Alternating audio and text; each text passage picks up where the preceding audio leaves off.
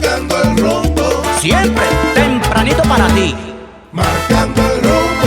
Seguimos aquí marcando el rumbo como cada mañana. Tenemos gente interesante que viene a hablar de temas importantes para que ustedes y nosotros siempre estemos enterados del acontecer nacional e internacional.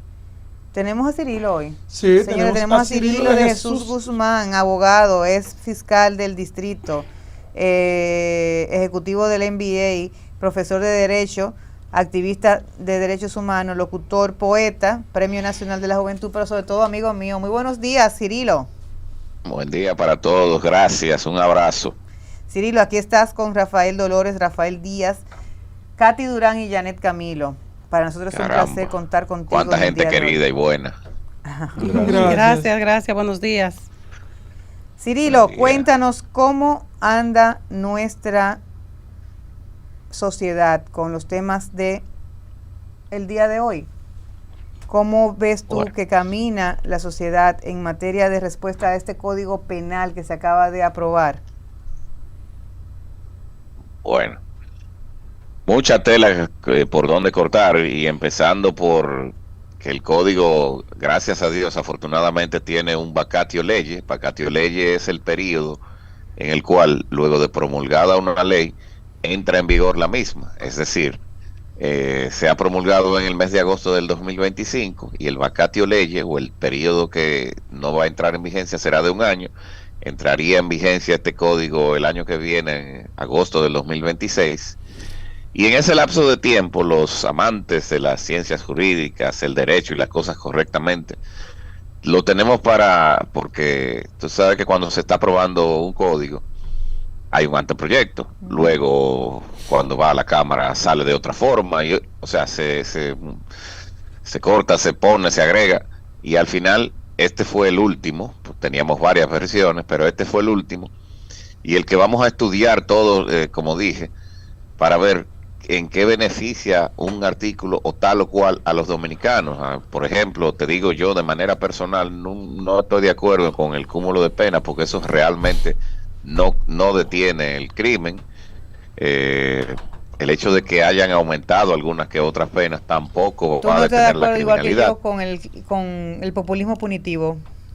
Sí, es más populismo que otra cosa, porque al final también, y lo sabemos los abogados litigantes, que en la práctica, en el actual código que todavía está vigente, derecho positivo, 30 años de prisión, que es la máxima pena, nadie la cumple. Solamente la van a cumplir las personas, en el caso famoso que lamentablemente aconteció de los Llenas Saibar, en donde la misma sociedad y el mismo sistema jurídico, por muy buen comportamiento que hayan tenido los ahora condenados, en ningún momento le dio estuvimos alerta para que no lo soltaran. Exactamente. A la mitad de la pena le corresponde a todo el mundo y a ellos no. Ok, Cirilo, ¿cuál es el debido proceso para demandar a la policía con estos casos que han pasado últimamente, de que vemos cómo la policía hace mal manejo de uno de los derechos fundamentales? Porque si hay algo que el derecho penal es complejo, es porque limita derechos fundamentales como es la libertad. Y la Policía Nacional, ya de manera recurrente, ha cometido y comete abusos de poder en el tema de la privación de libertad, sobre todo deteniendo a personas de manera irregular y que de pronto se encuentran como desaparecidas. El último caso fue el de un periodista que ellos mismos, la policía, el DICRIN, estaba buscándolo y estaban en Naco, donde ese mismo cuartel fue que apareció muerto David hace un tiempo, de los Santos. O sea, ¿cuál es el procedimiento para un ciudadano que se ve afectado de mandar a la policía? Tú sabes que precisamente en ese cuartel funciona la Fiscalía de Naco, que en un momento dado se habló de incluso en la parte lateral fundar o sacar la fiscalía de ahí dentro y hacer un edificio independiente, pero se ha quedado ahí. Y te lo digo porque, se los digo porque en el 2009-2010 yo durante un año fui el director de esa fiscalía. Y ahí esa fiscalía, la de Naco, tiene sus bemoles. De hecho no es un cuartel común y corriente, es un departamento especial porque conoce muchas cosas. Entonces, ante esta situación de un ciudadano, y en este caso de un profesional de la comunicación, del periodismo, que lo detienen y hasta ahora yo todavía no lo he confirmado, lo he escuchado, que se le dejó hacer supuestamente, no, eso yo no lo he confirmado, su llamada, esa llamada que le pertenece a todo ciudadano en un momento dado en que es arrestado, es detenido, sea por una orden o sea en flagrante delito o sea por una redada, que al final la redada, la policía tiene la obligación de informar al Ministerio Público, aquí están estas personas, por esto y por esto, ¿por qué? Por sospechoso, por sospechoso de qué. Uno siempre hacía la pregunta, ¿por sospecha de qué? Pero nunca entendía por qué, pero al final es la usanza diaria. La reforma policial nos ha quedado grande como discurso de los últimos años. Vemos que el presidente Abinader dijo en su momento que iba a ser uno de los mayores logros. Nosotros lo que estamos así y en muy buen dominicano, bregamos con derecho penal, vemos que esto está un poquito lejos de la realidad. Y no solamente, no es solamente el hecho de que se cumpla o no se cumpla la ley. Lo primero es que hay que adiestrar al policía de cuál es su verdadero rol, que no es maltratar a un ciudadano, que no es simplemente decir yo soy la autoridad y pasarle por arriba y pisotear a los demás. Es simplemente poner el orden como tal, porque al final es para eso que están. Lamentablemente, Yané y amigos aquí, tenemos una policía que heredamos de los tiempos del señor Trujillo, y es una policía represiva que solamente entiende eso, no más nada. Entonces, el ciudadano que se ve compelido a ser reducido a prisión y no se le permite hacer una llamada, incluso en el caso de este periodista es declarado perdido, no se sabe dónde está. Le han violado su derecho fundamental a la libertad, al derecho al tener un abogado, al comunicarse con su familia. Y entonces, al haber un daño así, la gente siempre se pregunta, ¿se puede demandar el Estado? ¿Se puede demandar el Estado en la persona de la Policía Nacional? Claro que sí. Y se puede demandar de dos formas. En este caso, como no, hasta aparentemente no hubo una agresión al periodista, en principio, es algo que no lo sé, pero como no la hubo hasta prueba en contrario, él puede irse por dos vías, la vía civil en daños y perjuicios, o la vía más recomendable que yo como abogado le aconsejaría, la vía administrativa, como una demanda patrimonial del Estado.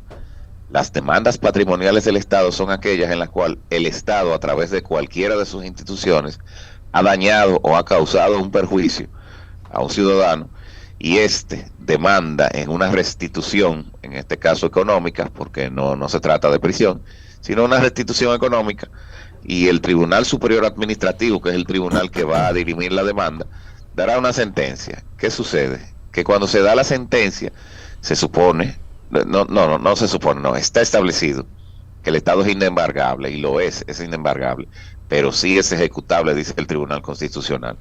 En la práctica, lo que se hace es que cuando una persona obtiene una sentencia, vamos a suponer que lo indemnizan con 100 pesos, es un ejemplo, no va a la institución y embarga la institución, embarga el Estado, no.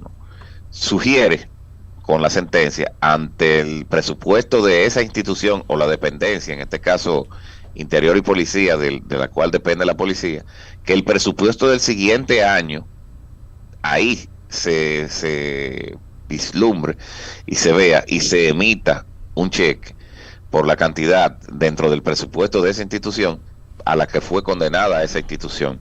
Y en la práctica esa es la usanza. Lo que pasa es que la gente no se atreve a atreverse y no se atreve a demandar, pero tiene derechos a ser resarcido.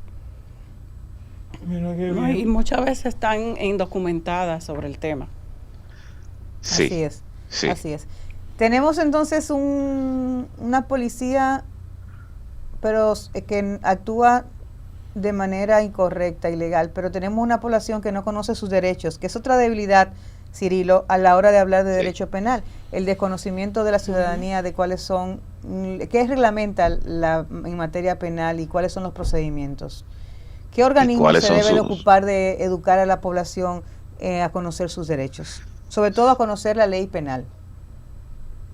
y más, no solamente más que la ley penal, también la ley, o mejor dicho, La los Constitución. preceptos constitucionales, sí, que deberían impartirse en las escuelas como una materia primordial, porque desde que tú sabes que tienes derechos fundamentales, léase, esos derechos humanos que por el simple hecho de existir tú los tienes y nadie te los puede quitar, son inalienables.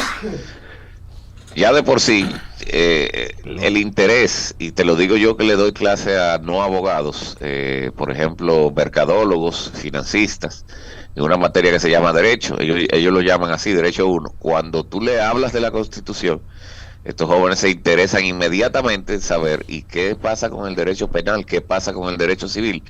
Si usted se sabe todas y cada una no tiene que comprenderlas, pero por lo menos tener una noción.